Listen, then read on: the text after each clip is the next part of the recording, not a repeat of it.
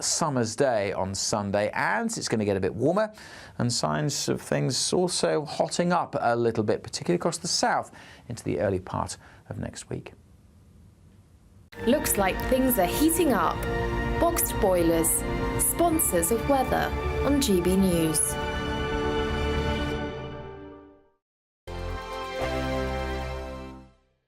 £30,000 in cash has to be won.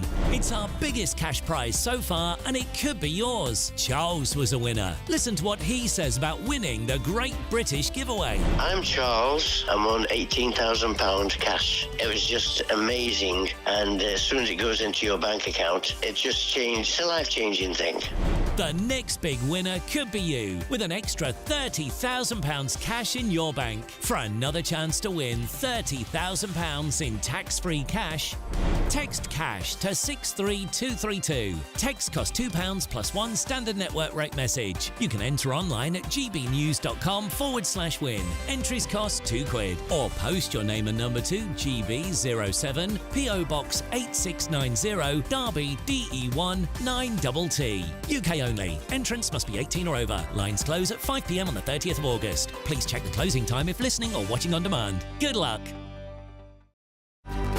Good afternoon, Britain. Your lunchtime update on the stories that matter across the UK. From breaking news and insightful analysis, inspiring stories and lively debates. You're comparing yourself to a former Prime Minister. Which is it? Stay informed, stay updated, stay entertained. I just don't know how anyone would not want to be there. Every weekday from midday, We are Good Afternoon Britain, only on GB News. Britain's news channel. Hi there, I'm Michelle Dewberry, and I'm going to take a second to tell you all about my show, Dubes & Co. We start off with the issues of the day. We then bring in both sides of the argument. We get rid of the disrespect, and then you throw me into the mix. And trust me, I'll tell it exactly how it is. And then, of course, the magic ingredient, you at home. We mix it all together, and what have we got? In my opinion, the best debate show in town. Monday to Friday, 6 till 7 on GB News, Britain's news channel. Join me, Camila Tominey, for a frank and honest discussion with those in power that cuts through the spin and gets to the heart of the issues shaping our nation.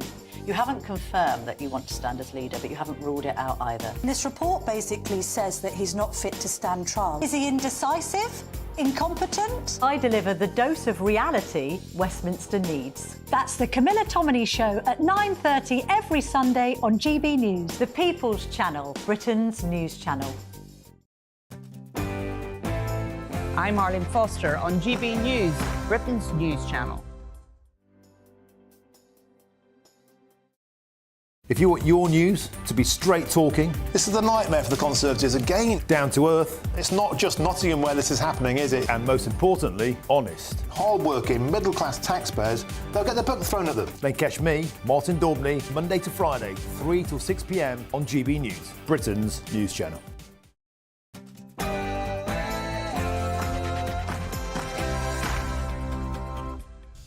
Good evening from the world headquarters of GB News. This is Friday Night Live with Mark Dolan. The weekend starts here, so bring your own drinks. The admission is free on tonight's show. The Tory leadership contest is hotting up, but does anyone actually care? Will Labour's Great British Energy be a bigger flop than a Liz Truss mini-budget? Does being a parent make you a better politician? Will Kamala Harris make Donald Trump look like yesterday's man as they do battle for the White House?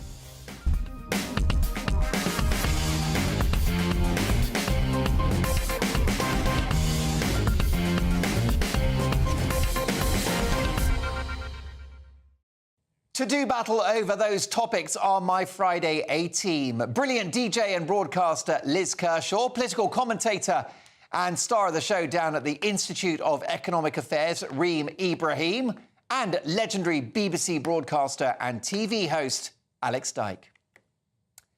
But first, why Labour have already run out of money, why John Lewis are going to fix the housing crisis, and why a top superstar is about to ruin the Olympics. That's my Friday feeling monologue after the news headlines with Sam Francis.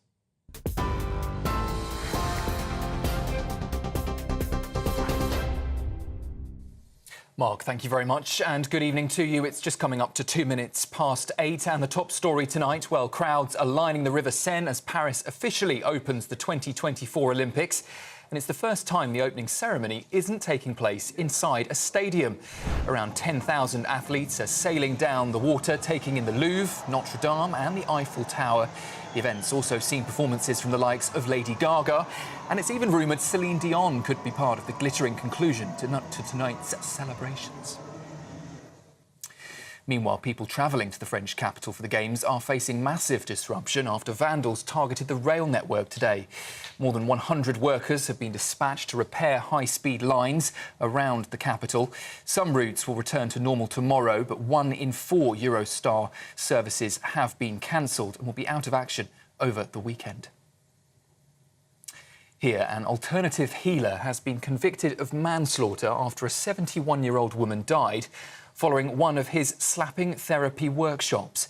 Hong Chi Zhao, who has no medical qualifications, preached the benefits of hitting yourself to rid your body of toxins. Danielle Carr Gom has been following his instructions and stopped taking her diabetes medication at a wheelchair retreat in 2016. The Mayor of Greater Manchester is appealing for rigorous and swift investigations into criminal accusations of assault by police at the city's airport. A video shared widely online shows an officer kicking and stamping on the head of a man. The police watchdog says it is now looking into the incident to determine whether his use of force was acceptable. Drivers are being taken for a ride when filling up at the pump. That's according to the AA, which is calling on the government to take action. It comes after the Competition and Markets Authority issued a report that found fuel prices were significantly above historic levels. But independent fuel retailers say their critics aren't taking into account costs of wages and electricity. In Australia, doctors are working to reattach a surfer's leg after he was attacked by a shark. Kai McKenzie, who's 23, was surfing near Port Macquarie, about 250 miles from Sydney, when he was bitten by a 3-metre-long great white shark. He managed, though, to catch a wave to shore, where an off-duty police officer helped him to stem the bleeding. And in an extraordinary twist, his severed leg later washed ashore and was put on ice by quick-thinking locals. Meanwhile, in the US, the first TV advert for Kamala Harris's presidential bid has hit the screens. Take a listen. We choose freedom.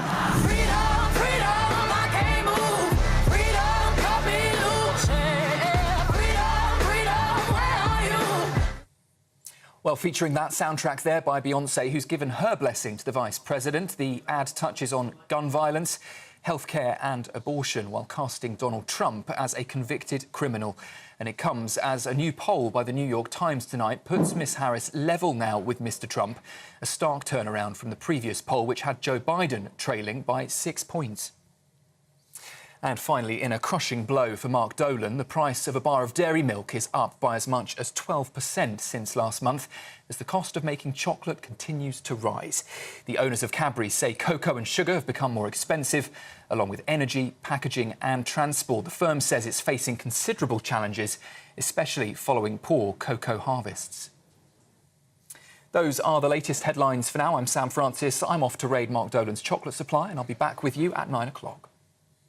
For the very latest GB News direct to your smartphone, sign up to News Alerts by scanning the QR code or go to gbnews.com/alerts.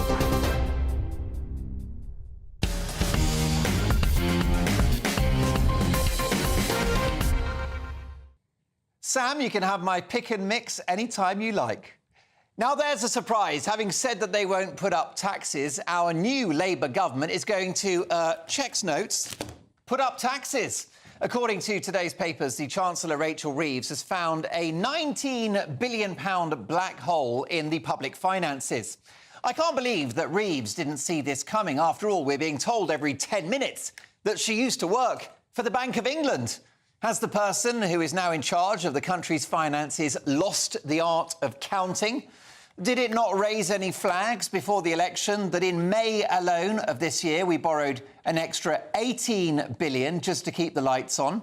Did it escape the new Chancellor's attention that we borrowed £500 billion and put the economy on hold for 2.5 years in a disastrous attempt to stop a virus, measures supported by Labour only on their watch, we would have had more, not less. Only now the Chancellor discovers that the country is a bit skint. What else hasn't she noticed? That Posh Spice is a bit thin? That's not Elton John's real hair? That the Pope is a big fan of Catholicism? That Keir Starmer's dad used to be a toolmaker? I know. What a revelation.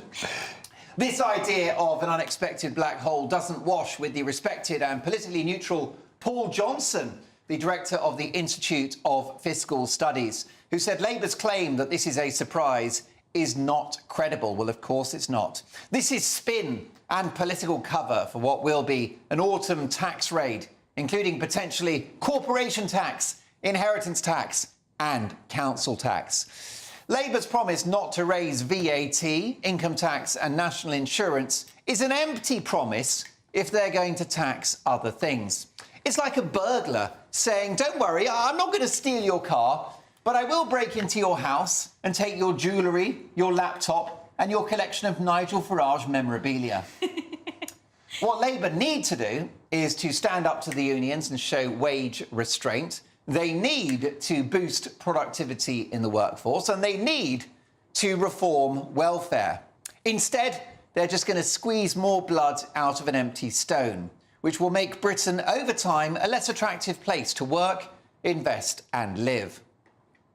In the end, wealth creators who pay for our public services will up sticks and take their money, their businesses and their investment elsewhere, which will no doubt come as another surprise to our new Chancellor.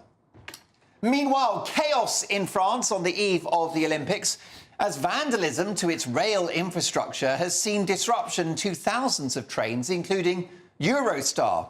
The French rail system has ground to a halt with delays and cancellations, with many suspecting it's a dirty tricks campaign by none other than Vladimir Putin, whose athletes were banned from the event. Maybe that would explain for the rail chaos that we've seen in this country for the last few years. Forget about Mick Lynch and his striking RMT. Perhaps it's Vladimir Putin that's been running British Rail all along. Meanwhile, John Lewis have won a planning application to build 353 flats in South London as part of their plans to become one of the country's biggest housing developers. That's right, John Lewis of all people.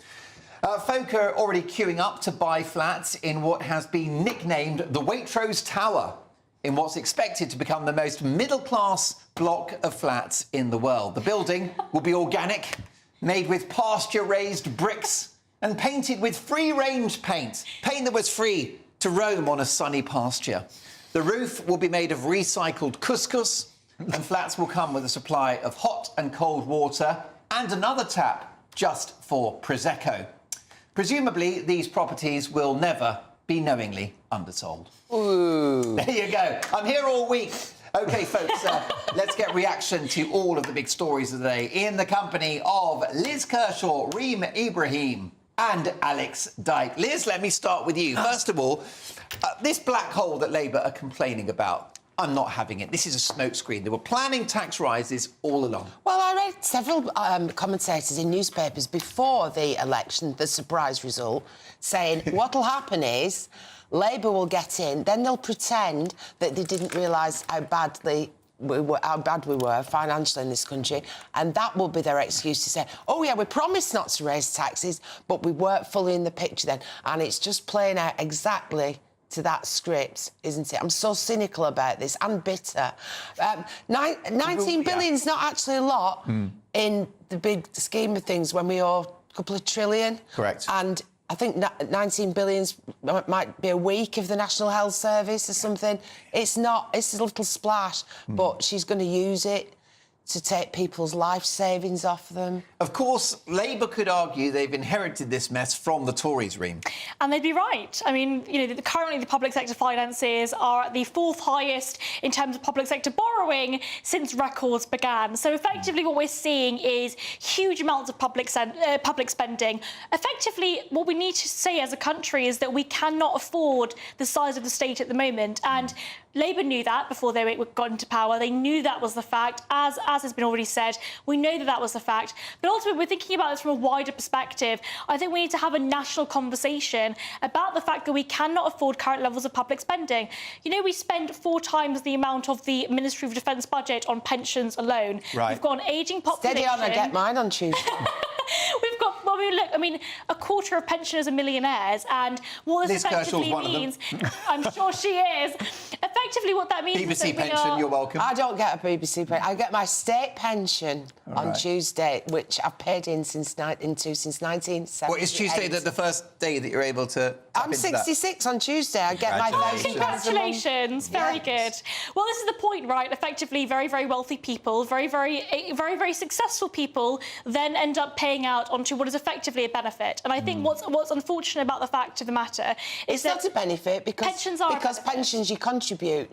Benefits you do not contribute. You do. We all pay national insurance. We're paying currently the highest tax burden since the Second World War. National insurance isn't even ring-fenced, so national insurance it does not Pensions aren't ring-fenced either. Unfortunately, at the moment, pensions are being paid for by current working people, by hard-working people. Because it's a Ponzi scheme. It's never been ring-fenced, so it's never been saved and put aside. So whatever I put in 1978 has gone long ago, paying the pensions of people in 1979. Yeah, exactly. And that's why pensions, I think we need to do away with, but also, sorry, just to answer your initial question about the fact that public sector spending is huge. We're currently about to go over 100% of GDP, and I think when we're thinking about it from a wider perspective, Labour knew this was going to happen after the election. We knew exactly what was going to happen in terms of our public spending, and we need to ensure that we are A, able to cut taxes, but B, we have to first cut spending. Yeah, all right, so briefly, are you suggesting a great pensioner betrayal as a way of fixing the nation's finances? No, I wouldn't call it betrayal. I would say the government have initially lied to pensioners. I mean, let's be honest, the state pension is not a lot, is it, right? Yeah. The state pension is a pittance in comparison to what they could have had. Exactly. If you are living on the state pension and that's your only income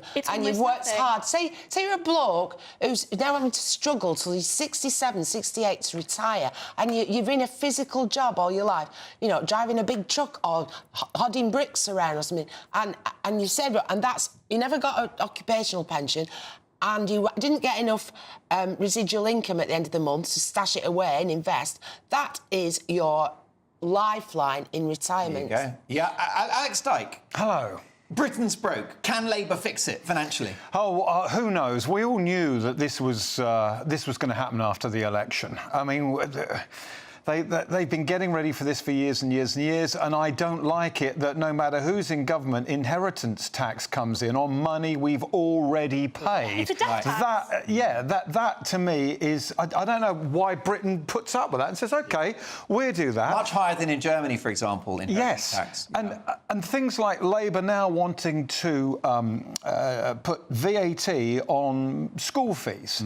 Now, I would guess that a third of the people who've got their kids in private school are not rich, they're not even wealthy. They have gone without holidays and new cars and nights out and decent food to put their kids into the private system because they're not a fan of the other system. So if Labour do this, a lot of those children will then go to state schools, which will then overburden the state system. We do need to have a big conversation. Reem's right. I never agree with Reem, but I do about this. A big conversation about tax, because we just lay down and take it. It's all the politics of envy, isn't it? And it's soft targets. They know they're not going to get the majority of the population will not, you know, kick off because somebody has to pay extra inheritance tax or school fees. Except that Labour are arguing they'll take the money from wealthy parents in the private sector and put it into state schools and help and it's kids at lie. state I mean, we already spend huge that's... amounts of money on the public sector, and we spend huge amounts of money on public sector education.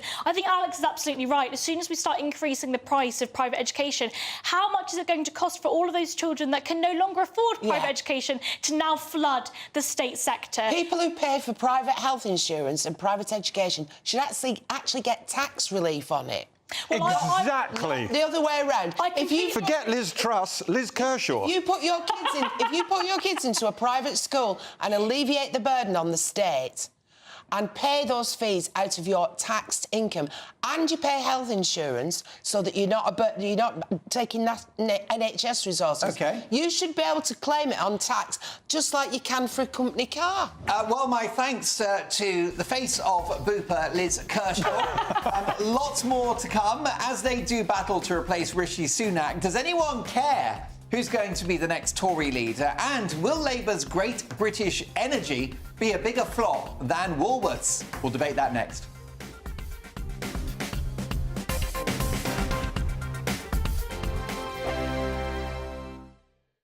This is GB News, Britain's news channel.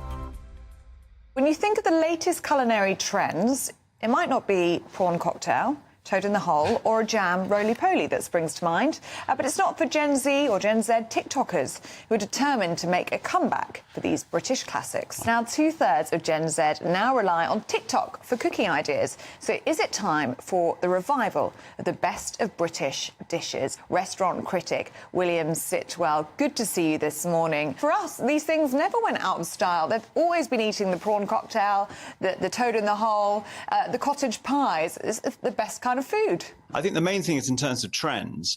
We've seen this for not decades, but literally centuries. The trends in food publishing, and it doesn't matter if it's on digital in a book, always goes. The swing is from complicated, modern, faddy to traditional, simple, and so on. So there's been this thing in publishing for literally centuries where you go from, for example, Jamie Oliver's sort of 15, 7-minute, is it 3-minute meals, to the next trend, which is that's too simple. We need to take time and we need to get back to traditional food. The other thing is, and I think, if you are a food faddist, if you're obsessed with fermented cabbage and putting kimchi on everything, then you might have missed out on some of these wonderful traditions. Good food exists because it nourishes the soul. Good traditional recipes, British recipes, are not impossible to cook. So even the loonies on TikTok, I'm so glad I'm as ignorant as TikTok as you guys are of kimchi. Yeah, and William, actually, this kind of food is so satiating, full of nutrients. I was saying to Ellie off air, our grandparents lived on this stuff, meat, potatoes and veg. It was quite simple. The People's Channel. Weekdays on GB News. Wake up to breakfast every day from 6 a.m. Followed by Britain's newsroom at 9:30. At noon, it's Good Afternoon Britain. Followed by Martin Daubney from 3 p.m. Only on GB News. The People's Channel. Britain's news channel. We're proud to be GB News, the People's Channel. And as you know, we always love to hear your views. Now, there's a new way of getting in touch with us at gbnews.com/yoursay. By commenting, you can be part of a live conversation and join our GB News community. You can even talk to me, Bev Turner, or any of the members of the GB News family. Every Saturday, 10 till 12, we'll bring you all of the news that you need to know. We'll also remind you that there is so much to smile about. It's my favourite time of the week. I get to relax, enjoy some light-hearted stories, and let Ellie teach me about fashion too. That's Saturday Morning Live, every Saturday, 10 till 12. Only on GB News, Britain's news channel.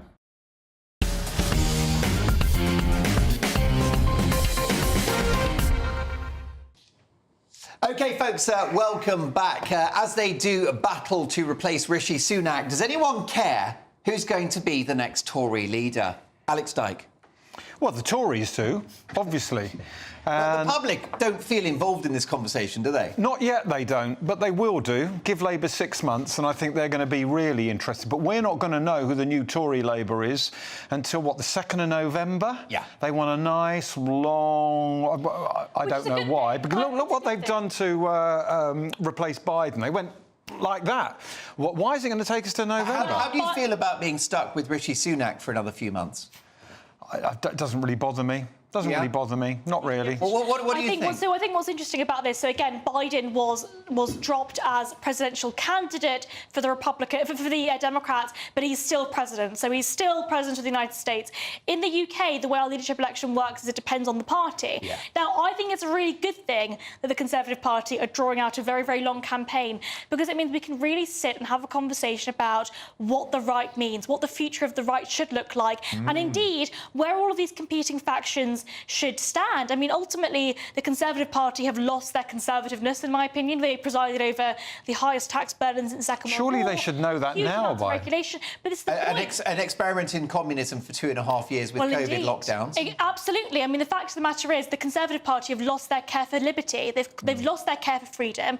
And now is the time that we can have a conversation and see who stands for freedom. OK, I mean, Liz, the elephant in the room is Nigel Farage and Reform UK's 4 million voters. So in choosing their next leader, the Tories have to think about the Farage factor. Well, Nigel Farage has just harvested all the hopes and dreams of people who voted Conservative in 2019 and people who voted for Boris Johnson as leader and therefore ultimately Prime Minister.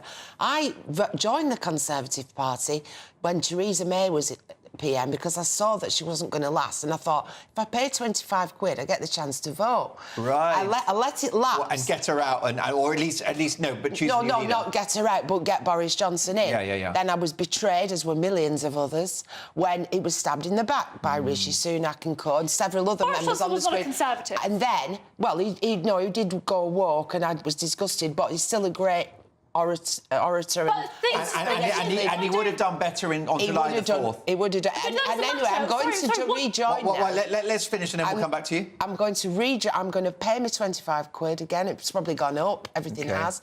And I'm going to become a member again, simply to be able to vote in November, because it's the only democratic way of having your say. All right. I think it's really I mean, I completely agree, and I think it's nice to join parties to be able to vote, but I completely disagree that effectively a leader is good because they were able to get a majority in Parliament. What good did Boris Johnson do? You can sit here and say Boris Johnson would have won the Conservative Party a majority on the 4th of July. What does it matter if they effectively increase incredible amounts of taxes, increase the regulatory burden, implement net zero, so effectively means that we're going to be poorer as a result of it? Oh, and now Miliband on acid is doing that. Absolutely, but the point is, I don't care about who the politician is, I care about what they actually do. And effectively what we're saying is, it doesn't matter if they do, because they're a good orator, they're a good speaker. No. Do you want an example of something that Boris Johnson did that was really good? He fought lockdowns, I really believe he did. And also, over them. Excuse me, he fought lockdowns, and while we were enduring false imprisonment in our own isolation, Boris kept the mood of the country a hell of a lot higher than it would have been. If you imagine... He even threw parties at home. And he was responsible for Freedom Day, which Sir Keir Starmer, now our Prime Minister, said was reckless. But Alex Dyke, if the Tories have got to become Conservative again, who is that leader? Who is the true Conservative in the people currently throwing their hat in the ring? You know, potentially Robert Jenrick, we know... Well, he threw his hat in on Thursday, didn't he? Right, Robert Mel Jenrick, Stride? Potentially as well. Thanks. Tom Tugendhat. There's a list of about 7 at the moment that could be runners and riders. Priti Patel, Kemi Badenoch. But the question is, which of those is a true Conservative? Well, only time will tell, won't it? But I don't think it should take until the... I disagree with Reem. I think taking till November is a bit silly when you think what the Americans have done. It's now... If the Tories don't know who they want to be now, then they really should be having a look at themselves. They should have known all along. They need to have those conversations, right? The fact of the matter is the Conservative Party have lost their way entirely. There needs to be a wider conversation about what it means to be a Conservative. But here's the question, Liz Kershaw. Does anyone care? Yes, it's very important. But I think a lot of the people who could have been a good leader nationally and on the international stage have left the pack. Who do you fancy? If the likes of Tugendhat, Badenoch, James Cleverly, Priti Patel, who do you fancy if you had to choose now? Suella. Well, especially, I mean, the woman's named after a star of the Dallas TV series. Can't argue with that. Is that true, by the way? Yeah, her parents like Dallas, they called her Sue Ellen. When she came to this country, it was changed to Suella. And is Suella Braverman... It's not a reason to vote for her. Is she also a sort of lush alcoholic as well, then? Hopefully not. Because remember, Suella had a drink problem. You mean me off? Well, let's not make it personal. Who's your choice from the few I've mentioned? I'm not going to say who my choice is because I don't know yet. I want to hear what they have to say, and I want a politician that cares about individual liberty, free markets. Is there a Tory on the Green benches, in those opposition benches, who fits that bill? Well, we'll wait and see. There are a couple that You're giving me politicians' answers. Well, you've got very evasive. Is it Suella? She's a true conservative, isn't she? I don't think so. I mean, she's very pro-protectionism. She's actually very pro-government subsidies. What I would like to see is somebody that is pro-business, genuinely pro-business, and understands the ideas of free market. Does such a Tory exist anymore? Yeah, they do culture. I've got an idea. What about Nigel Farage? There you go. Yeah. That's probably... Yeah. That's actually probably Reem's answer. OK, listen, folks, moving swiftly on. Labour have launched Great British Energy, a risky venture in which taxpayers' money is pumped into flaky renewables. Now, I'm all for the green transition, but done intelligently. It's not a great vote of confidence that much of this so-called investment, which is code for more borrowed billions, is going into projects rejected by the private sector. But who needs a business case when it's someone else's money, yours and mine, that's being spaffed away on wind farms? Given Britain's history of state-owned enterprises in the 1970s, with businesses like British Rail, British Telecom, British Airways and British Leyland all losing millions of pounds a week, this launch is hardly a cause for celebration. Ed Miliband, for example, is no great entrepreneur. He's more Del Boy Trotter than Alan Sugar. This time next year, I doubt that we taxpayers will be millionaires. Reem Ibrahim, Great British Energy. The future for Britain? Terrible idea. No, it's not the future for Britain. And the point is, as you said in your monologue, the point is that effectively the government don't have to create a business plan for a project that they are funding with our hard-earned taxpayer money.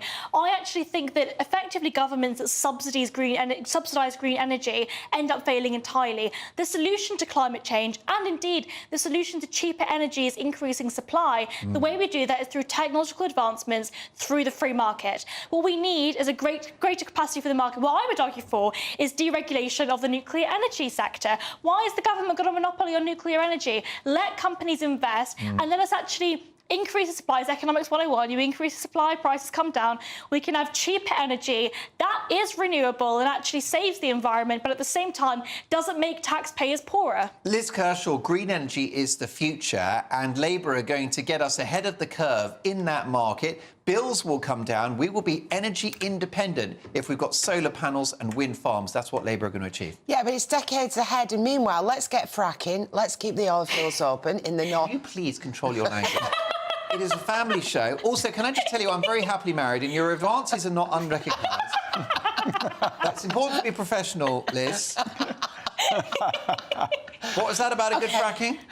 I'll say let's get pumping instead then. I prefer to drill, baby, drill. Let's open up the oil fields. I've never thought, and this was a major thing under Thatcher, wasn't it? And what's going to happen to Sid and his gas shares? You yeah, remember of course.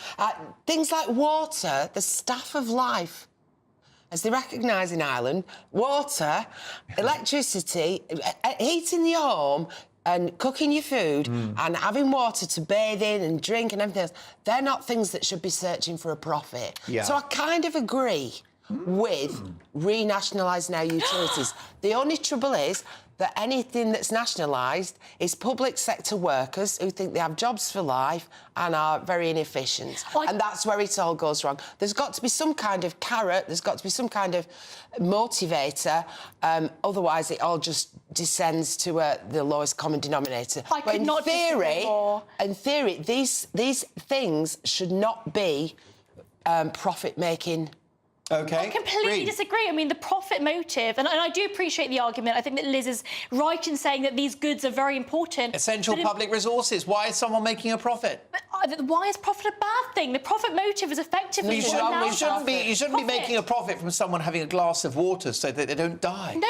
Of dehydration. Mark, this is entirely wrong. This entire perspective that capitalism or profit-making businesses are somehow evil. The profit motive, effectively a business, when they want to make a profit, they want to make customers happy. happy. And through the market, through competition, effectively what that means There's no competition. There is no competition. If you live in where I live, you can have Anglia water. Yeah. You can't have Southern water. And why is that? Why is that? The government created a water monopoly and sold it to the private sector and allowed the regulatory regime to allow them to have those kind of monopolistic practices. The solution to all of these problems because there can only be so many pipes in the ground. No, there are monopolies in a lot of the utilities, and because it's just a sham that there is any the government created these monopolies in the first place. Well, let's have one huge monopoly. But isn't the point about Great British Energy that we will own our own energy resources? This is the point. The government will own it, not you. Well, we are the government. Right. The government are us. And that is the biggest lie that politicians will tell you, Mark. That is not true at all. The point of the matter is our taxpayer money is being completely wasted by the government, and they're wasting it on cheap green energy. OK, Alex. Still here. What do you think about this? Here. I mean, two women here, Alex. I don't stand a chance. Labour are gambling, aren't they, on renewables? But if the gamble pays off, then Ed Miliband, Rachel Reeves and Keir Starmer will become total heroes in 10 years' time. It's not. Well, look, it looks great on a portfolio, Mark. This all looks good. I like the creating jobs and all of that, but the ladies are right. You shouldn't profit, or as Liz said, you shouldn't profit over someone having a glass of water or maybe heating their home on a cold December morning. Things like that, you should not. And I'm all for capitalists, but things like that, no. And as you say, look at British Leyland, look at British Rail. Would Did you it work? nationalise Sainsbury's, Asda, Tesco? Would you nationalise food because it's a necessity? This is absurd. This is an absurd argument. You're effectively arguing against the beauty of business and free market individualism. Food is the one thing in this country that is the government recognises essential to life and doesn't tax. And I'm not talking about crisps and nuts and cakes. I'm talking about cabbage, fruit and veg and meat. All right, well, listen, we're off to get Liz Kershaw a Tesco meal deal, so stick with us.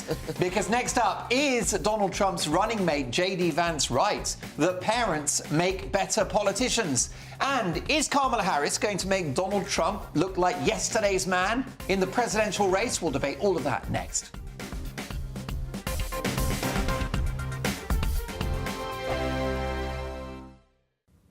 Good evening. Welcome to your latest weather update from the Met Office here on GB News. Signs of some hotter weather early next week, but still tomorrow morning a fresh start with some sunshine, and there will be more heavy showers developing through the day in places.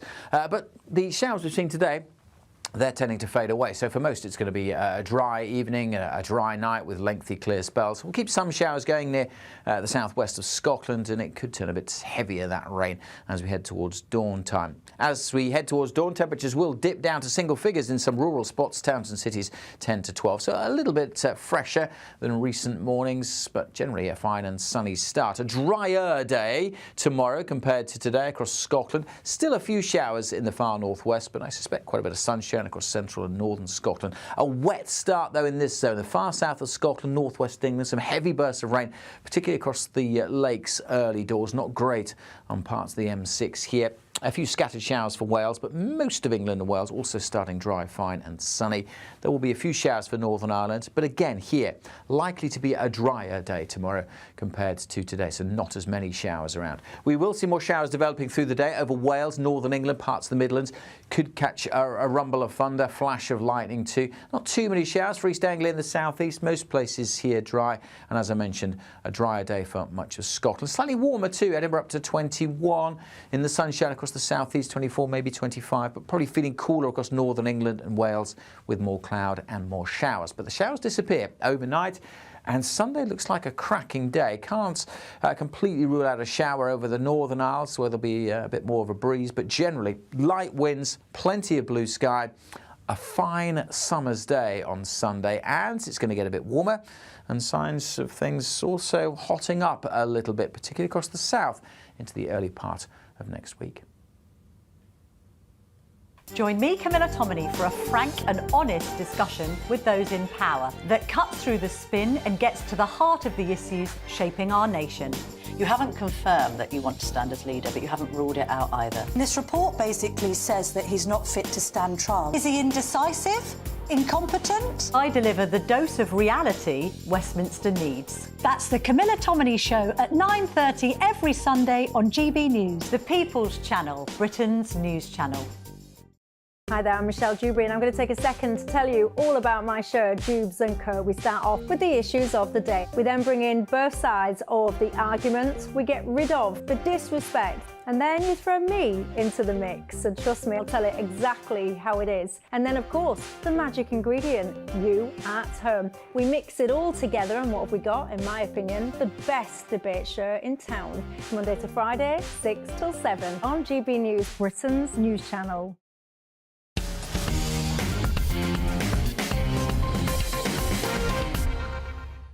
Donald Trump's running mate, J.D. Vance, has called presidential hopeful Kamala Harris a childless cat lady.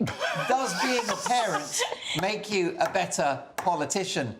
Have you got kids, Liz Kershaw? 2 boys. OK. Yeah. Does it give you a certain empathy to be a parent and therefore a better leader? I think it changes you. You know, when I was young and enthusiastic and naive, and I'm not being patronising. You're being No, I am not being patronising. patronising. It's not until you are a parent that you realise the responsibility and you start to have to think about the future and where's this country going and what's it going to be like for him when he leaves university and is there going to be... You care about the future, don't you? 1990... And young people don't care about the future? No, you don't. But childless cat ladies... I don't care about the future. Childless cat ladies are only really concerned about their retirement, aren't they, in a comfortable existence? Well, they're not thinking about the next generation. I think she's got other setbacks, shortcomings, apart from the lack of, you know... kids. Now, I sat there in 1990 and said to myself, will there be free university education by the time he's 18? Yeah. I don't think so. So I started saving up. Will there be this? Will there be that?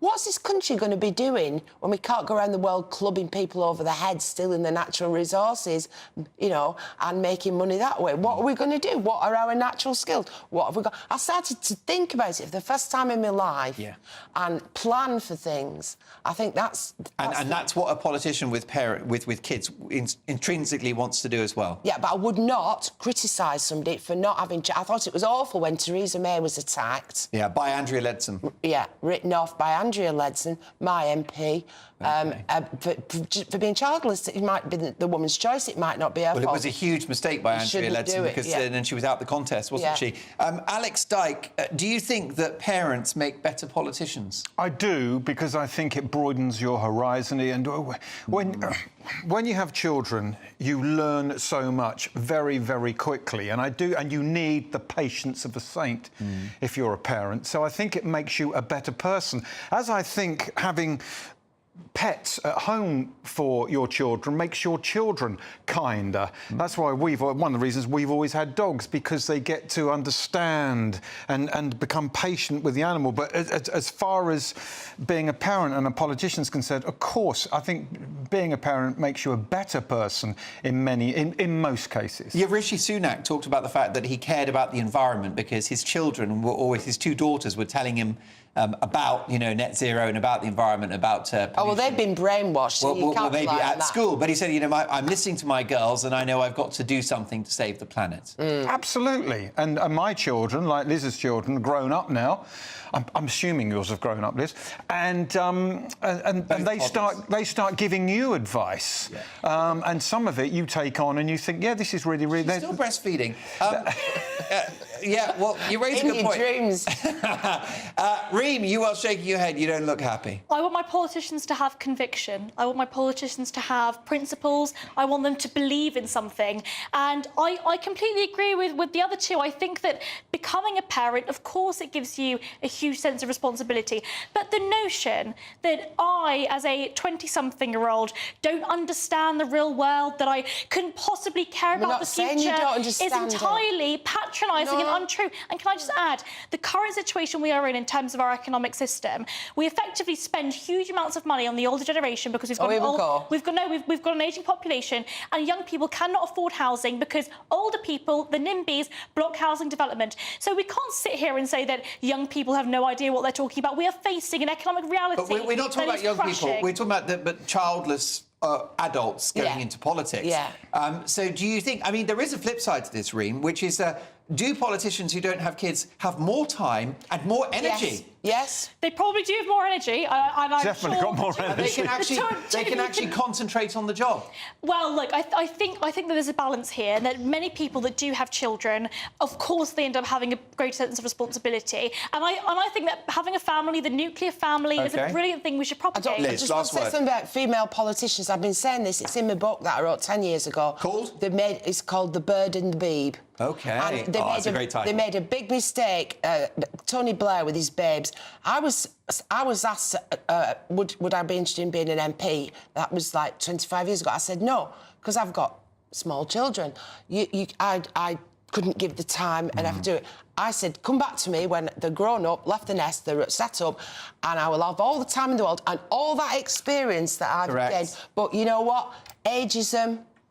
They say they want women, but they want young totty. So what they should do is very much the policy of this show. I'm not gonna lie. It's a deal breaker for me. Is that wrong? OK, folks, moving swiftly on. In the US, everyone seems to be getting behind a woman called Kamala Harris, with US establishment media trying to cast her as the second coming, ignoring her disastrous 3.5-year record in office, supporting the confused and hopeless Joe Biden. The good and the great of the Democratic Party and high-profile media commentators have come out in support of a candidate who effectively lied to the American people about the cognitive health of her boss, Joe Biden, participating in what, in my view, was a fraud on the American public, covering up for a confused old man who wasn't running the country and was never fit for the job, in my view, even in 2020. The establishment are getting behind a woman whose confusing self-help messages are enough to make you want to slash your wrists, and who is even more woke than Joe Biden. Take a listen. I am Kamala Harris. My pronouns are she and her. I am a woman sitting at the table wearing a blue suit. I can imagine what can be and be unburdened by what has been, you know? What can be unburdened by what has been. What can be unburdened by what has been. What can be unburdened by what has been. What can be unburdened by what has been.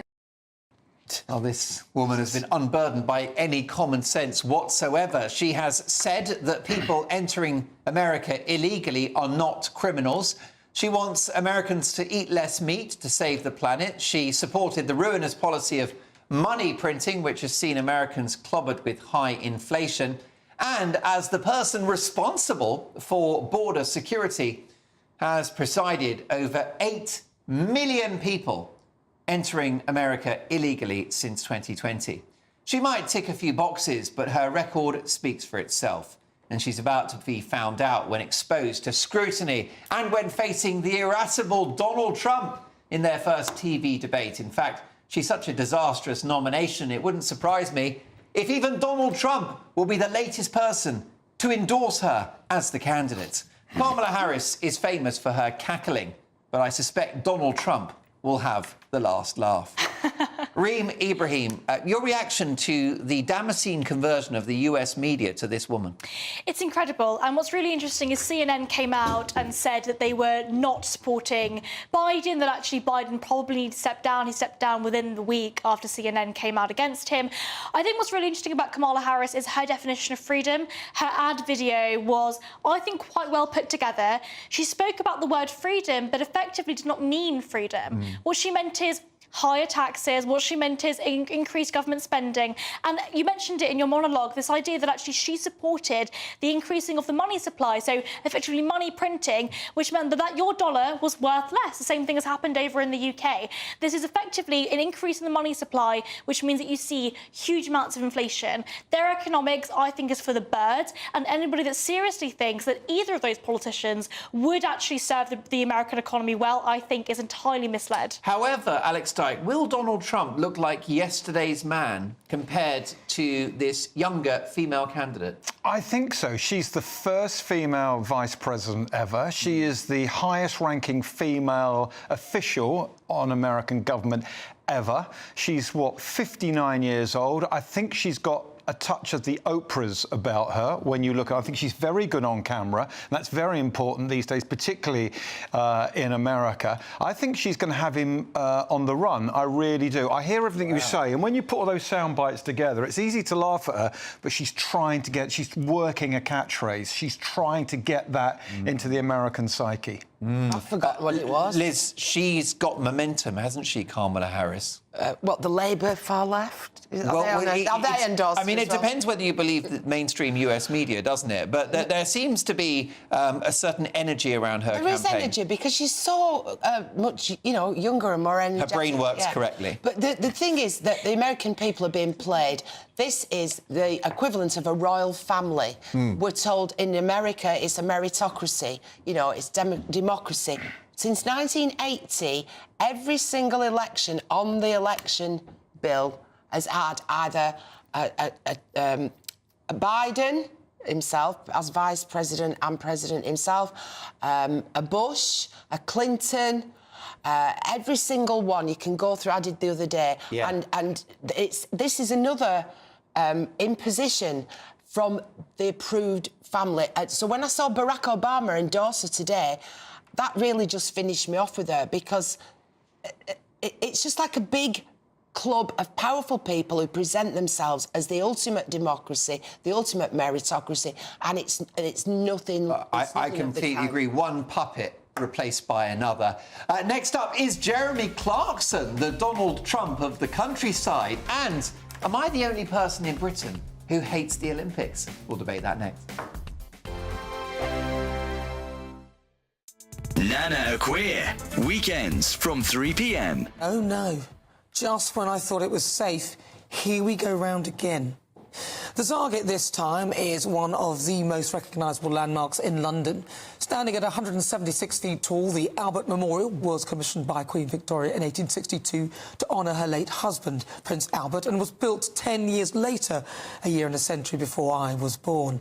Now, situated in Hyde Park, the monument depicts a gold statue of the Prince, alongside 4 groups of large statues which represent the 4 continents of the world: Asia, America, Africa and Europe.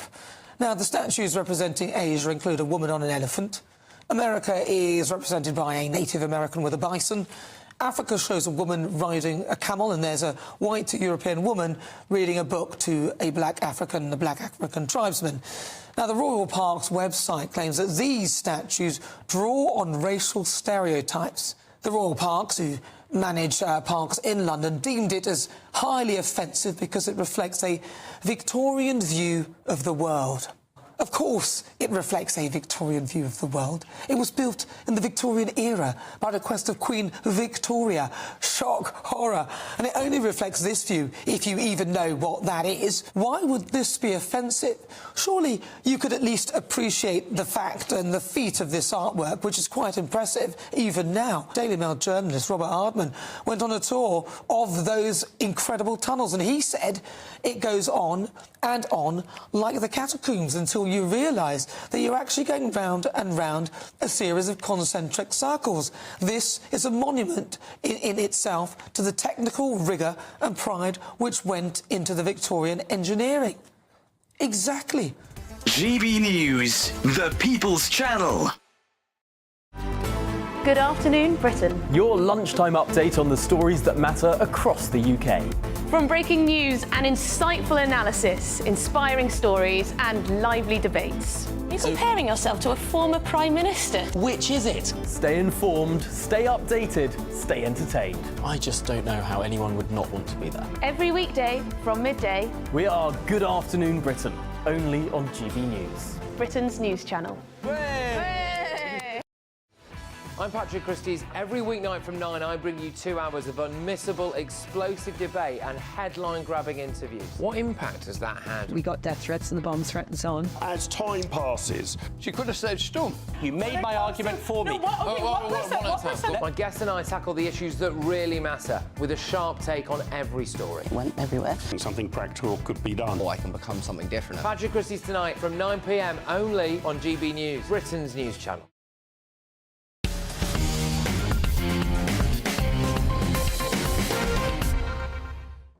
As local ramblers rage about his beehives, is Jeremy Clarkson the Donald Trump of the countryside? Alex Dyke.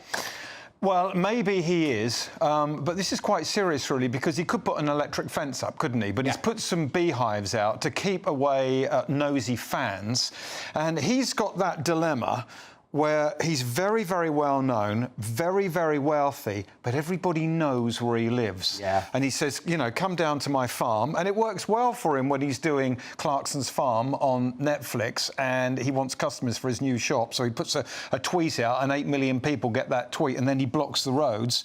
But it must get on his nerves when people keep trampling over his ground. So I haven't got a problem with the bees. Yeah, I mean, what do you think? Has Clarkson been good for the countryside, Reen? Well, look, there are definitely better ways to keep people out of your back garden. I think bees are a slightly obscure way to do that. However, I think Jeremy Clarkson's absolutely right, and he took to X to talk about this and actually said that ultimately, you know, who would become a father if all we did was care about what local people want? Effectively, people are going to be complaining. There are going to be local people that complain about everything. People complain, NIMBYs complain about housing development. Well, this is it. Local people complain about bees. I mean, who would be an entrepreneur? Who would be a business owner? Who would be an infrastructure developer if all we did was care about what local people Well, that's why Clarkson's Farm on Amazon Prime is so good, because it demonstrates how hard it is to be a farmer in 2024. He's done more for farming in this country and farmers and creating awareness in the public of what goes into food and where it comes from, what it costs to produce. And he's also done a lot about awareness of insects, flying insects, because he pointed out a couple of years ago that you don't drive through the countryside anymore and have to wash down your windscreen when you get home because there are fewer bugs. So he's helping, you know, to rear bees and butterflies. He's pointed out the other day, he's seriously worried this year about how few butterflies there are around. So he's a real ecologist and he puts his money where his mouth is, and I think he does a great job. Amen to that. Listen, very briefly, Alex Dyke, you're quite excited about John Lewis saving the housing market. They're going to have a development of 300 flats. It's going to be called the Waitrose Tower. Can John Lewis save the housing market? I think they probably can, and I like the idea that their interior design team have gone into all these properties and furnished it with all the stock they can't sell because they've got all of these huge warehouses, and you go in and the whole thing's done. And it's like Wetherspoons. I don't drink in a Wetherspoons pub, but I appreciate all of the wonderful buildings around Britain that they have saved that would have been empty if they hadn't gone in. What a brilliant point. The private sector. However, and I agree with Alex that it's wonderful that these private businesses are wanting to encourage more housing development. However, John Lewis have also asked for government help with this, and I think that's disgraceful. Really? They've effectively said they want local authority money in order for them to build them. Now, I think that's a bit of a Ponzi scheme. Really? I don't want my taxpayer money being spent on a John Lewis apartment. OK, well, listen, we've got to build, baby, build. Before we go, am I the only one that hates the Olympics? I'm nonplussed about it, really. It leaves me cold. Oh, I think it's because I was a very slow runner at school. Yeah. With those legs? Yeah, I was always being lapped. Really? You know what I mean? That lapped is when someone overtakes you. I was good at chucking stuff. Oh, with the shot put, javelin, empty bottles of discus. wine. Yeah. Yeah, it's not for me. For me, it's, and I shouldn't say this, but it's like watching paint dry. OK. But good luck to everyone who's enjoying it. I'll change my tune when GB News gets the broadcasting rights to the Olympics, but... Well, look, this is it. I think that if you can watch it on the channel you like, then I would definitely be more inclined to watch it. I'm also very, very pro-Britain. I think, again, I don't necessarily care about football, but I love watching the Euros because I care about England. I'm very, very pro-GB, but I can't say I will watch it. I agree with you there. I don't like the Olympics, but I do love Team GB, so here's to a hat full of medals this year. Ben Leo, the gold-winning broadcaster, is up at 9. Ben, what have you got for us? Mark, before I start, how are you a slow runner with those big, strapping, lanky legs? I don't believe it. But big show coming up, including I have the bombshell proof that Labour have been totally dishonest about this £20 billion black hole. They knew it was there, and I'll tell you why they've been lying about it. Tune in 2 minutes' time. Ben, cannot wait for that. Listen, my last show with producer Mark Krellin, who is talented, charming and hilarious. Mark, go and smash it in your next gig, and I'll see you soon. Mark Dolan Tonight returns tomorrow at 9. That warm feeling inside from Boxed Boilers, sponsored